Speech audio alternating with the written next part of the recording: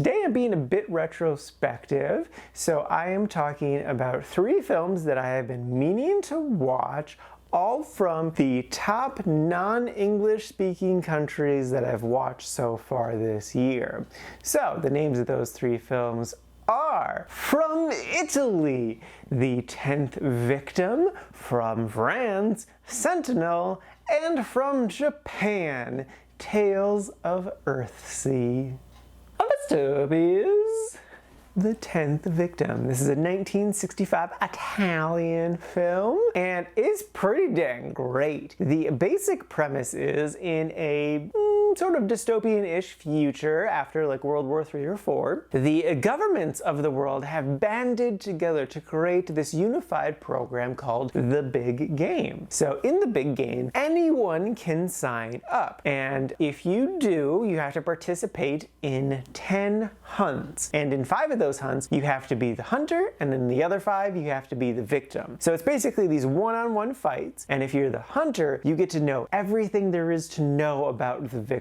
But if you're the victim, you know literally nothing about the other person. But you do know when the hunt is on, so the goal is just to kill the other person before they kill you. And if you do successfully do that, then you win a big cash prize. But then after a little bit of time, then you have to do another one as the other side this time. And then if you somehow do survive 10 kills, which is super rare, you get like a butt ton of prizes, like tax exemption, government vehicles, a lot of money, stuff like that. Just basically being set up for life. So like this stops all crime and wars and stuff because everyone just puts their anger and attention into the big game. Yeah, no, this movie is great. It's kind of like a comedy, drama, a little bit maybe of a little romancy potential. And it's just, I don't know, it's so much fun. It just works really, really well. It's silly but serious, and just like, it feels very true to life, even though it's definitely a satire. It's just like, this is kind of how this would go, isn't it? Yeah, it's so good. It's such a great idea done very, very well. I'm not sure how I feel about like the very, very end of the movie. I'm still processing that a little bit, but I loved everything else, so I'm kind of okay if I'm a little bit more mixed on the very end. So I, without a doubt, would recommend this movie. It's a lot of fun. It's really interesting commentary, and just like, it's a great time. Definitely give it a watch.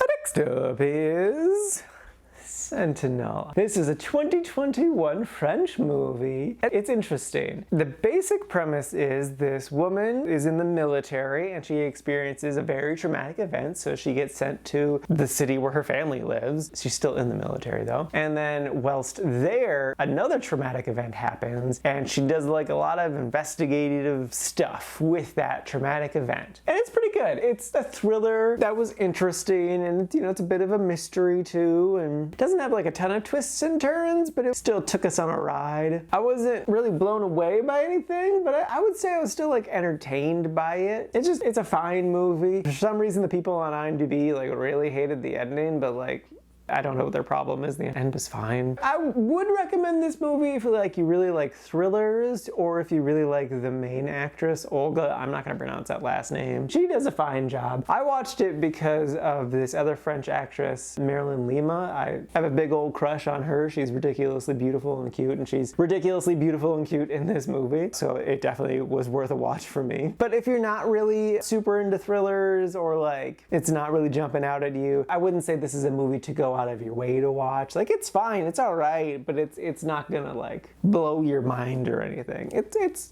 okay, and that's fine.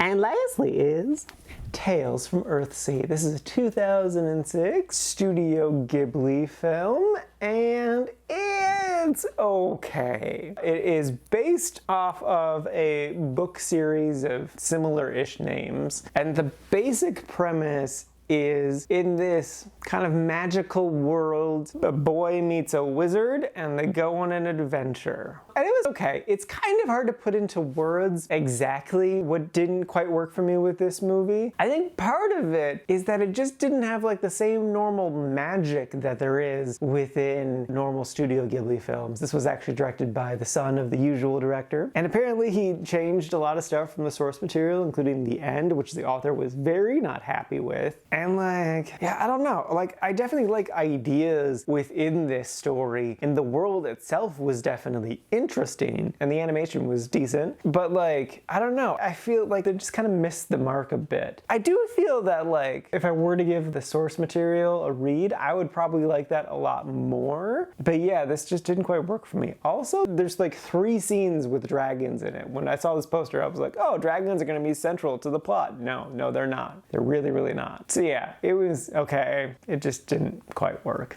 I wouldn't really recommend it.